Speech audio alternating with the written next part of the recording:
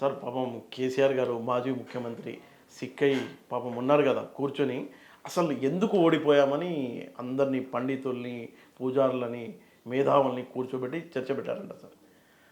తేలిపోయిందంట అసలు పార్టీకి ఇంత దరిద్రమైన స్థితి రావడానికి కారణం గుట్టు బయటపడిందంట. అసలు కారణం ఏంటంటే ఈ తెలంగాణ భవన్ ఉంది కదా దానికి వాస్తు లోపం ఉందంట సార్. ఆ వాస్తు లోపంతోనే ఇంత దరిద్రం పట్టిందంట. అది అది ఒక అది కాదు పజల్, ఒక డెసిషన్కి వచ్చారు. మా సమావేశం జరుపుతుండంట, ఫామ్ హౌస్లో కూర్చున్నారు. ఎందుకు ఓడిపోయినాం రాబాయ్ అంటే అందులో ఒకటి లేచి చెప్పిందంట, సార్ నేను చెప్తా సార్ నన్ను ఏమన్నదంటే, అరే చెప్పరాబాయ్, గతంలో కేసీఆర్కి అగేన్స్ట్ ఎవరు మాట్లాడలేదు కదా, అవును ఇప్పుడు ఉంటెంత పోయేదంత అని చెప్పేసి వాడు లేచి ధైర్యంగా చెప్పినట్ట. ఏమైంది రాబాయ్ చెప్పంటే, నీ బల్పే నిన్ను బర్బాద్ చేసింది అన్నాడంట.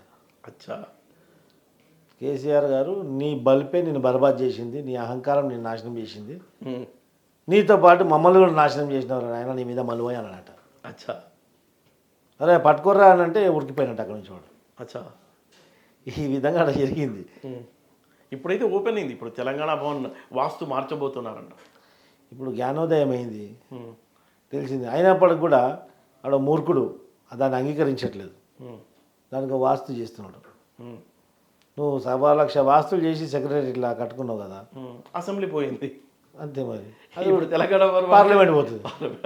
పార్లమెంట్లో నీకు కాంటాక్ట్ చేసేటోడు లేడు. ఎవడు నీ పార్టీలో కాంటాక్ట్ చేయడానికి? అవును, కుంటోడు గుడ్డోడు పిచ్చోడు తప్ప ఓకే వాడు ఉన్నాడా? మొన్న మేము తన్నెలు కొట్టినట్టు కాసాని జ్ఞానేశ్వర వాడు ఉన్నాడు. ఇప్పుడు అలా కాంటాక్ట్ చేస్తుండు. వాడు మొన్న కూర్చోబెట్టి కేటీఆర్ పక్క కూర్చొని వాడంటే ఓ బీసీలకు 93 96 కులాల బీసీలకు వీడు ఉద్ధరిస్తాడంట. ఆడ దొంగ. ఇప్పుడు ఫ్యామిలీ నుంచి ఎవరు పోటీ చేయడం లేదు. ఎందుకంటే కేసీఆర్ చేయవచ్చు, కేటీఆర్ చేయవచ్చు, కవిత కూడా పోటీ చేయవచ్చు, జైలు నుంచి పోటీ చేయవచ్చు, రంగా పోటీ చేసి గెలిచాడు. అప్పుడు అసలు ఇప్పుడు ఎన్నికలు వచ్చేంత వరకు ఎన్నికల తేదీ వరకు వీళ్ళు బయట ఉంటారో లోపల ఉంటారో వీళ్ళకే తెలియదు. అవును, పోటీ చేయవచ్చుగా, గెలుస్తామన్న ధైర్యం ఉంటుంది. వీళ్ళు బయట ఉంటారో లోపల ఉంటారో ఇప్పటివరకు వాళ్ళకి తెలియదు. వాళ్ళు రోజుకు 4 సార్లు వాష్రూమ్ పోయి వస్తారంట. ఈ తెలంగాణ భవన్ వాస్తు బాగలేదని పోటీ చేయడం లేదంట. వాస్తుతో ఏమవుతుంది? వాస్తుతో ఏమవుతుంది? ఓడిపోయారు కదా, ఓడిపోతారని. అప్పుడు మరి గెలిచినప్పుడు వాస్తు మంచిగుండేనా? గెలిచినప్పుడు వాస్తు మంచిగుండేనా?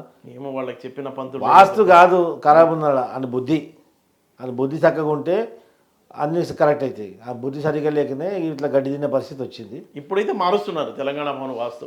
తెలంగాణ భవన్ మార్చనివ్వండి, దాన్ని కూల్చనివ్వండి, దాన్ని బ్లాస్ట్ చేయనివ్వండి, ఏమి కాదు.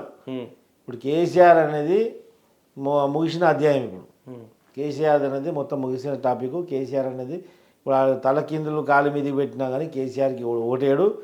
మళ్ళీ కేసీఆర్ కుటుంబం, కల్వకుంట్ల కుటుంబం ఈ యొక్క రాజకీయ వ్యవస్థలోనే ఉండదు. ఇప్పుడు అంత పెద్ద ఆఫీస్ ఏం చేస్తారు సార్? ఇప్పుడు జనం కూడా రావడం లేదంట, ఖాళీగా పడి ఉందంట. ఏమన్నా యాక్టివిటీ? ఎన్నికల కమిషన్ మళ్ళీ తీసుకోవాలి, దాన్ని స్వాధీనం చేసి ప్రభుత్వం స్వాధీనం చేసుకోవాలి మళ్ళీ. అంతకుముందు మీరు ఏదో అన్నారు, మీరు ఒక కౌన్సిలింగ్ సెంటర్ లాంటి ఏదో, అంటే రాష్ట్రంలో అందరినీ తాగుబోతులుగా మార్చింది కదా. ఈ యొక్క అతిగా తాగుడు అలవాటు అయిపోయి, డ్రగ్స్ అలవాటు అయిపోయి ఆరోగ్యపరంగా వీళ్ళు క్షీణించిన వ్యక్తులని ఇక alcohol and drug withdrawal syndromes తోటి ఎవరైతే ఉంటారు కదా, రిహాబిలిటేషన్ సెంటర్ పెట్టాలన్న. డ్రగ్ అండ్ ఆల్కహాల్ విత్డ్రాల్ సిండ్రోమ్కి రిహాబిలిటేషన్ సెంటర్కి అది పెట్టాలా. అంటే వికారాబాద్ అడవిలో అక్కడ టీవీ వాళ్ళకి రిహాబిలిటేషన్ సెంటర్ పెడతారు కదా, అట్లా ఇక్కడ పెట్టాలా. Mental and health rehabilitation centre పెట్టాలట. దాంట్లో ఆ ట్రీట్మెంట్ కేసీఆర్ కూడా వర్తిస్తుంది. ఆయన కూడా తీసుకొని పడేస్తే పిడబోతుంది.